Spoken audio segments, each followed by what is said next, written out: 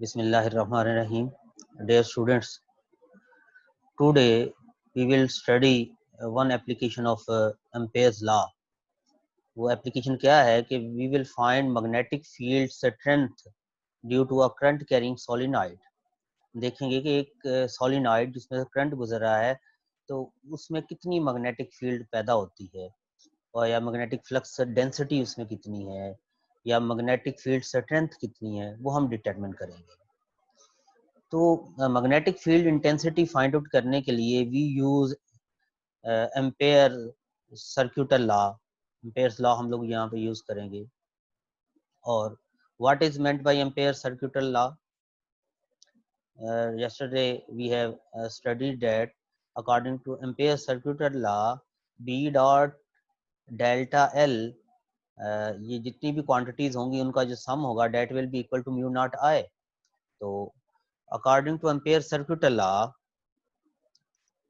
मैं यहाँ per ampere circuital law लिख सकता हूँ I इक्वल्स 1 to n, ये B dot delta L n, यानी n शो कर रहा है कि कितने स्ट्रेट लेंथ एलिमेंट्स हैं उनका मैग्नेटिक फील्ड के साथ डॉट प्रोडक्ट जो है उन सभी का सम लूँ तो आंसर क्या आएगा? Mu naught I। Mu naught क्या था? Permeability of free space. कल हमने बात की थी, आप डिफाइन कर सकते हैं it is the response of the medium to the applied magnetic field, just like permittivity of free space था ना, this one is the permeability of free space. तो इस एम्पेयर सर्क्यूटल लॉ को यूज करते हुए हमने एक करंट कैरिंग सोलिनॉइड की मैग्नेटिक फील्ड कैलकुलेट करनी है। अब सोलिनॉइड क्या होता है बेटा? सोलिनॉइड एक इस तरह का क्लोजली वाउंड कंडक्टर होता है जिसकी इस तरह की वाइंडिंग होती है, tightly wound conductor, just like spiral of spiral binding में स्पाइरल होता है ना, बिल्कुल उस तरह का ये एक क्लोजली वाउंड कंडक्टर होता है, इसे हम सोलिनॉइड कहते हैं। अगर हम इस कंडक्टर के ये जो सोलिनॉइड है इसके दोनों एंड्स को बैटरी के ऑपोजिट टर्मिनल्स के साथ कनेक्ट करते हैं जैसा कि यहाँ पर शो किया गया है, तो करंट विल फ्लो। अगर कन्वेंशनल करंट देखेंगे तो that will flow from positive to negative terminal, और अगर हम इलेक्ट्रॉनिक करंट देखेंगे तो it will flow from negative to positive terminal of battery. लेकिन हम क्योंकि पहले बात कर चुके हैं इस बुक में, जब भी हम करंट और डायरेक्शन ऑफ करंट की बात करेंगे we will talk about the direction of conventional current, not about electronic current. तो बेटा जब अगर इधर से अगर कन्वेंशनल करंट इसमें एंटर हो रहा है और इधर से एग्जिट हो रहा है तो ये सर्कल्स हैं, वाउंड सर्कल्स हैं। तो अगर हम इसे लोग देखें तो अगर लेट्स सपोज इधर से करंट आ रहा है, इधर देख लें, इधर मैंने बैटरी इसके ऑपोजिट लगाई है, तो ये इधर से करंट आ रहा है, कन्वेंशनल करंट तो आ रहा है, ये फिर इधर को वापस जा रहा है, फिर ये डाउनवर्ड है, ये अपवर्ड है, ये डाउनवर्ड है, ये अपवर्ड है, मींस करंट इस तरह से फ्लो कर रहा है, ये बाहर को ये इनवर्ट, ये बाहर को ये इनवर्ट, फिर ये बाहर को ये इनवर्ट। इस तरह करंट एक एंड से एंटर होकर दूसरे एंड से बाहर चला जाएगा।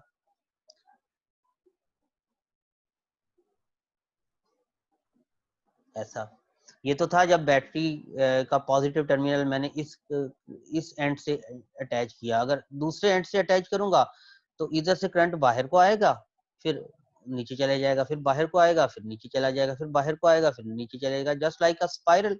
स्पाइरल बाइंडिंग मेरे पास अभी है नहीं यहाँ पर, नहीं तो मैं आपको दिखा सकता, मेरे पास कोई ऐसी चीज नहीं पड़ी जिसमें स्पाइरल हो। मीन्स इधर से करंट आ रहा है ना, तो ये करंट आ रहा है, तो इस तरह से करंट फ्लो कर रहा है कि ये करंट आ रहा है बाहर की तरफ, नीचे से फिर अंदर की तरफ चला गया, ये ऊपर से बाहर की तरफ फिर अंदर की तरफ चला गया, बाहर की तरफ फिर अंदर की तरफ चला गया, इस तरह से करंट फ्लो करता हुआ एक एंड से दूसरे एंड पे चला जाएगा। तो ये जो सोलिनॉइड बनेगा बेटा, this solenoid is known as current carrying solenoid. और आपको पता है जब भी करंट फ्लो करता है, करंट फ्लो करने से मुराद इलेक्ट्रिक चार्जेस फ्लो करते हैं तो उनके गिर्द मैग्नेटिक फील्ड पैदा हो जाती है। तो इस सोलिनॉइड की वजह से भी मैग्नेटिक फील्ड पैदा होगी, और हमने इस सोलिनॉइड की वजह से करंट कैरिंग सोलिनॉइड में जो पैदा होने वाली मैग्नेटिक फील्ड है उसकी वैल्यू डिटरमिन करनी है यूजिंग एम्पेयर्स सर्क्यूटल लॉ। अब क्वेश्चन ये है कि एम्पेयर्स लॉ को अप्लाई कैसे करते हैं? जस्ट लाइक गॉसेस लॉ, जब हम इलेक्ट्रिक फ्लक्स की बात करते थे तो गॉसेस लॉ को अप्लाई करने के लिए we use Gaussian surface. But to apply the Ampere's law we have to choose an Amperian loop. हमें यहाँ पर एक Amperian loop लेना पड़ेगा। उधर हम Gaussian surface 2 डायमेंशनल surface लेते थे, बट यहाँ पे हम क्या लेंगे, Amperian loop लेंगे। कल हमने बात की थी।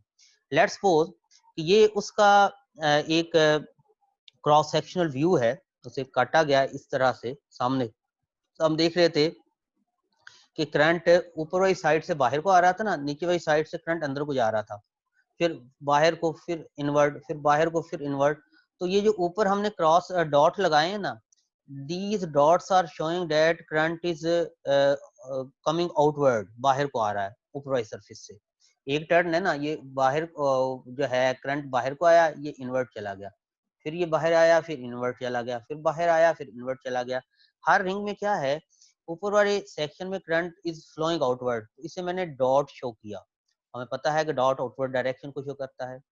और जो लोअर पोर्शन है उनमें हर जो रिंग है उसमें करंट इनवर्ट जा रहा है, लिहाजा इसे हमने क्रॉस से लगा दिए। ऊपर हमने डॉट लगाए, ये करंट आउटवर्ड फ्लो कर रहा है। नीचे हमने क्या लगाए, क्रॉस, कि करंट क्या है, इनवर्ट फ्लो कर रहा है। थोड़ा सा ध्यान से इसे देखना। अगर यहाँ पे करंट आउटवर्ड फ्लो कर रहा है तो यहाँ पर ऐसे समझें कि ये करंट है बाहर को मूव कर रहा है। यहाँ पे जो मैग्नेटिक फील्ड की डायरेक्शन होगी वो क्या होगी, हमने पढ़ा है magnetic field due to straight current carrying conductor. तो हमारा thumb will indicate the direction of current, और फिंगर्स किसे शो करेंगे, मैग्नेटिक फील्ड को। अब ये करंट है, तो ये मेरा थंब करंट है, ये फिंगर्स किसे शो करेंगी, मैग्नेटिक फील्ड को। अगर ये करंट इधर को आउटवर्ड, तो जो मैग्नेटिक फील्ड की डायरेक्शन है कुछ ये वाली होगी। तो यहाँ पर मैग्नेटिक फील्ड कुछ इस तरह से पैदा होगी।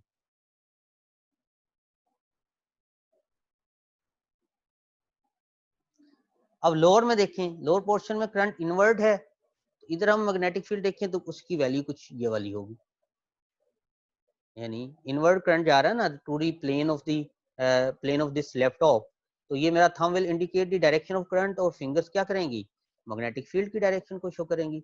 और इधर जो मैग्नेटिक फील्ड पैदा होगी वो बेटा कुछ ऐसी होगी।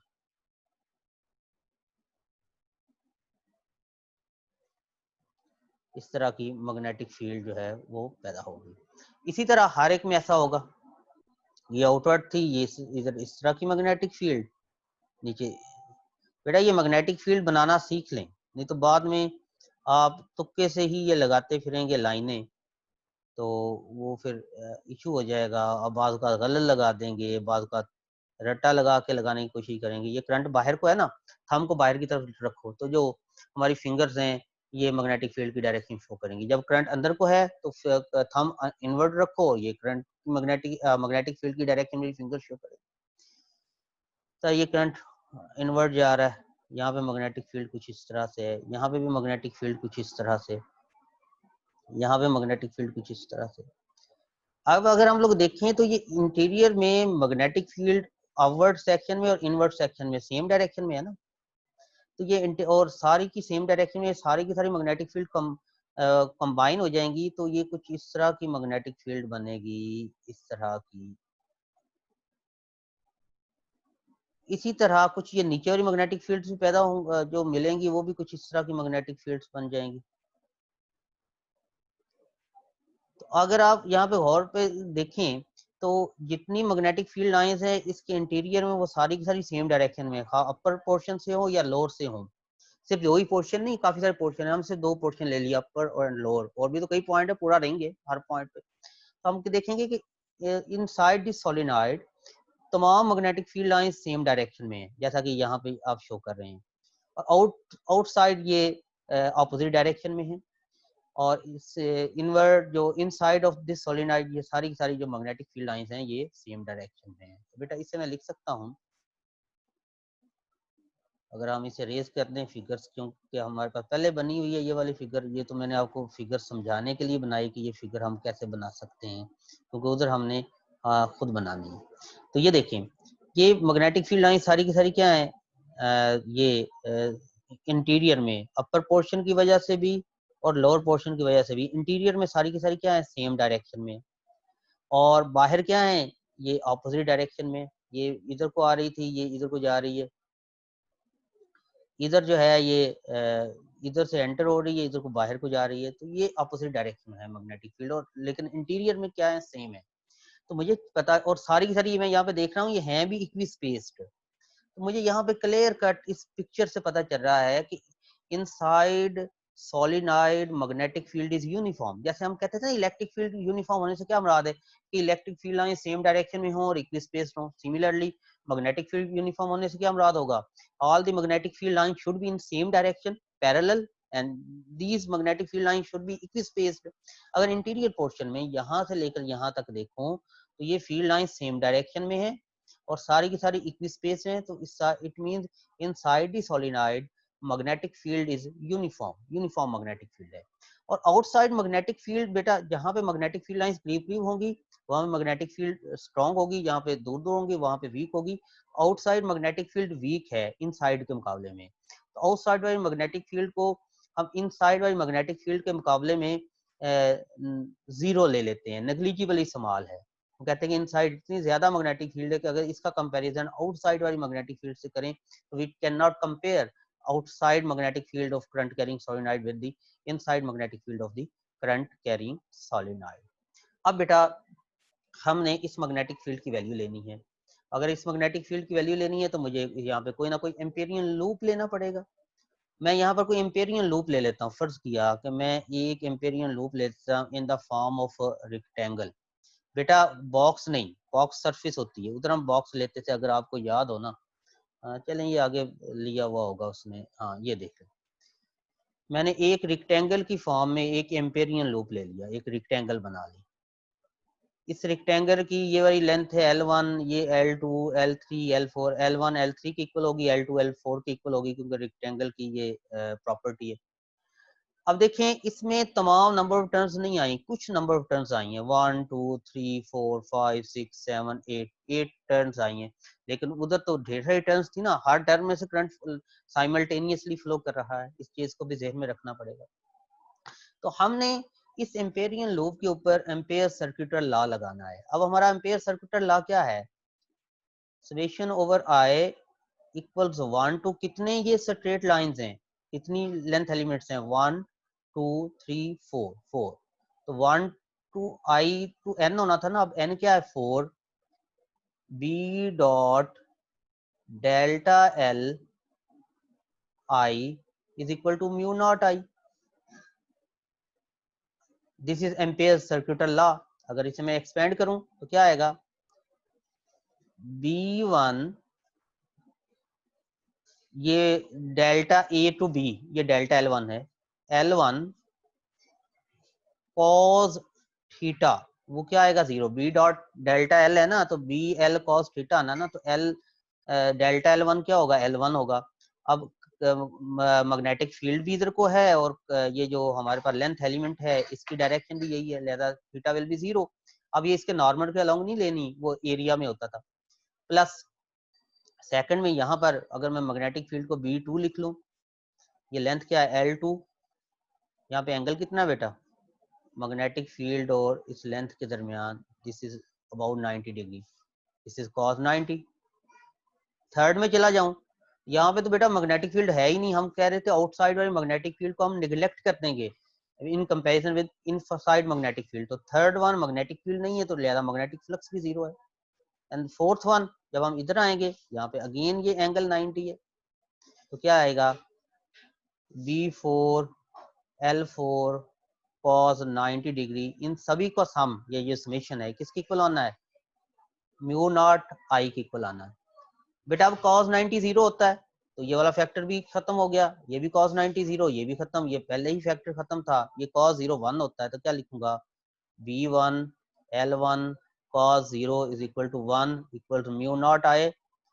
तो बी, अगर लेट्स सपोज ये इनसाइड मैग्नेटिक फील्ड है, इसे B1 की बजाय सिंपल B का नाम दे दूं, क्योंकि बाकी तो मैग्नेटिक फील्ड्स यहाँ पे हैं ही नहीं, तो कंपैरिजन तो है नहीं यार, 1 2 3 लिखने की जरूरत ही नहीं है। अब लेंथ 1 सिर्फ इस लेंथ ऑफ द रेक्टेंगल है, उसे सिंपल L लिख लूं, तो बी एल किसकी इक्वल आ गया, म्यू नॉट आई की इक्वल आ गया, this will be equal to mu naught I. हमने बी की वैल्यू निकालनी है। अब देखिए हमारे पास वैल्यू आ गई, B L equals mu naught I. I क्या है? टोटल करंट, यानी इस आई को मैं लिख सकता हूं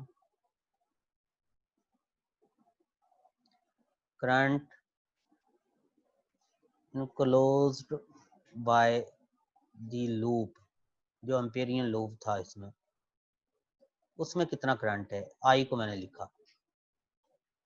अब ये करंट की वैल्यू हमने फाइंड आउट करनी है। यहाँ पे फर्ज करें let small n is the number of turns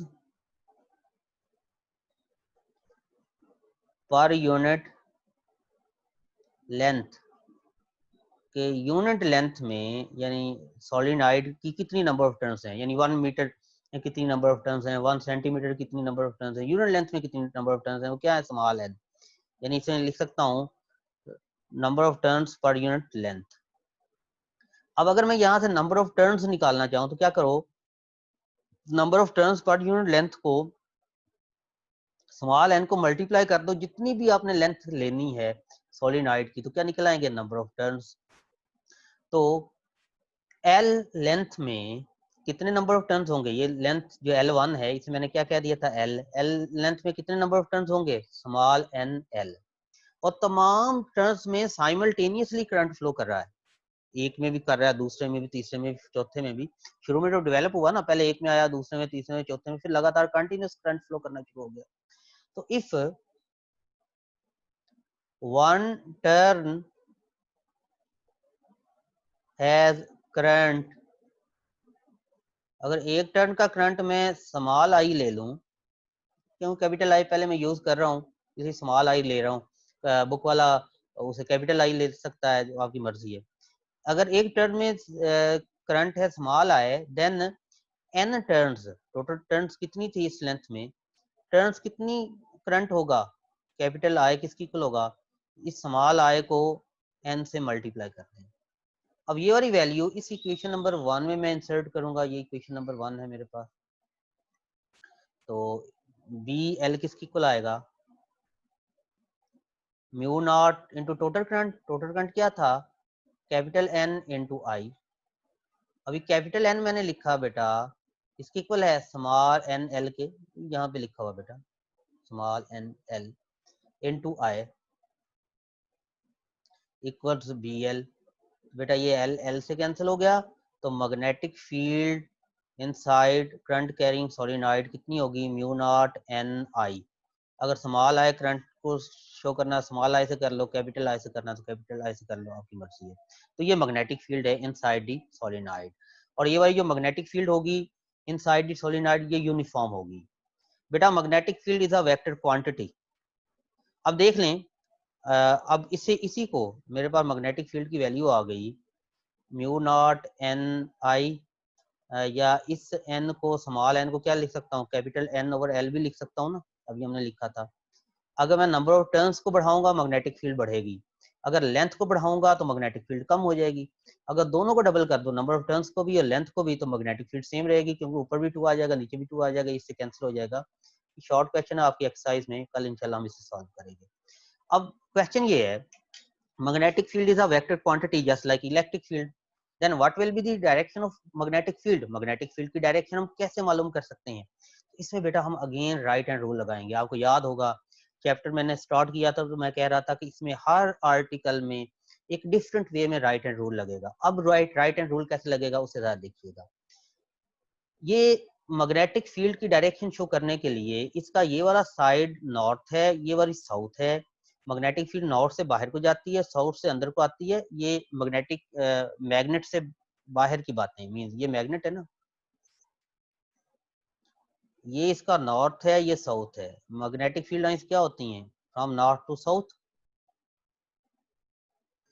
लेकिन ये एक्सटीरियर में जो हमें नजर आ रहा है, लेकिन इसके इंटीरियर में क्या होती हैं? ये साउथ से नॉर्थ की तरफ होती हैं। जस्ट लाइक इलेक्ट्रोमोटिव फोर्स के कन्वेंशनल करंट पॉजिटिव टर्मिनल से नेगेटिव पे जाता है, तो इलेक्ट्रोमोटिव फोर्स दोबारा क्या करती है? उन्हीं इलेक्ट्रॉन्स को नेगेटिव टर्मिनल से उठा के पॉजिटिव पे रख देती है बैटरी के अंदर। बिल्कुल उसी तरह मैग्नेट के बाहर तो मैग्नेटिक फील्ड लाइंस नॉर्थ से साउथ की तरफ है, और मैग्नेट के अंदर क्या है? साउथ से नॉर्थ की तरफ। अब ये एक बारी जो डायरेक्शन है तो ये कैसे मालूम की जा सकती है? जस्ट आपने क्या करना बेटा, आपने करंट कैरिंग सोलेनॉइड जो कि हमारे पास ये वाला है, इस करंट कैरिंग सोलेनॉइड को राइट हैंड में कुछ इस तरह से करना है कि आपकी जो फिंगर्स हैं ये शो करें करंट की डायरेक्ट। अब करंट इस तरह से फ्लो कर रहा है ना, ये यहाँ पे शो किया हुआ है, ये करंट फ्लो कर रहा है, ये करंट फ्लो कर रहा है, ये करंट फ्लो कर रहा है, ये तो ये करंट इस तरह से फ्लो कर रहा है। मेरी फिंगर्स अब किससे शो करेंगी? करंट की डायरेक्शन को। Then thumb will indicate the direction of north pole.